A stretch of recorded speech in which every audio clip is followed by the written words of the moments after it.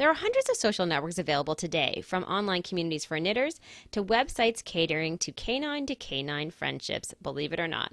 However, there are only a handful of social networks that are of particular importance to businesses and individuals looking to build a brand. Sometimes these networks can get so overwhelming because the list is so long, so I wanted to narrow it down to just a few. Today, Foursquare dominates the location-based services world.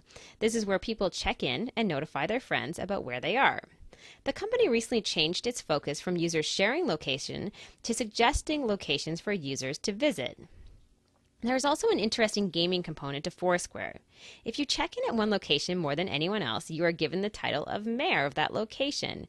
I'm sure you can imagine how this can benefit many companies, particularly companies like retailers. Companies are also offering discounts if you check in at their stores and businesses, providing a great opportunity for these physical storefronts. Pinterest really is the new kid on the block, one of the fastest growing social networks so far this year. While it is primarily a female audience, the usage ranges from anyone looking to share inspiring photos of things they like to web designers using the tool as a platform for a visual resume.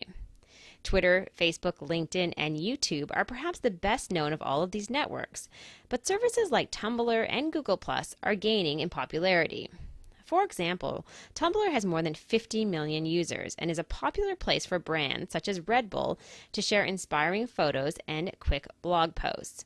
One of the things that I really like about Tumblr is that it's taken away some of that pressure from people who want to blog but don't really have a lot of time to write these really long blog entries. The premise of Tumblr is you can write really quick posts that may just include a photo or a video and even a quote, something very simple to do. Google+, Google's next newest social network, has millions of fans and is well known for its Hangout technology, allowing multi-person video chats. Now, social media truly has a language of its own. We're going to talk about some of the key terms just so you understand how they're used and what they mean. Friending is probably the easiest of all of these terms, simply adding someone as a friend. Following is another term that is popular in the social media space.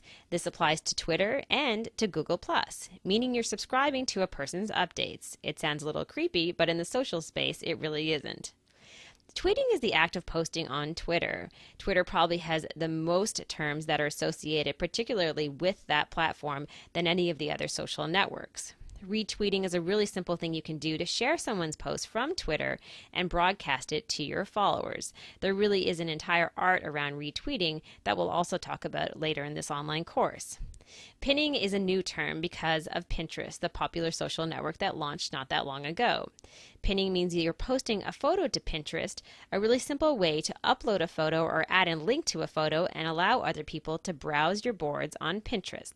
This is the place where you house those photos. Cloud is another tool that is a little bit different than some of the others above. It's a popular tool that measures a person's online influence. Many companies are very interested in Clout because they want to get a sense of the influencers in their communities.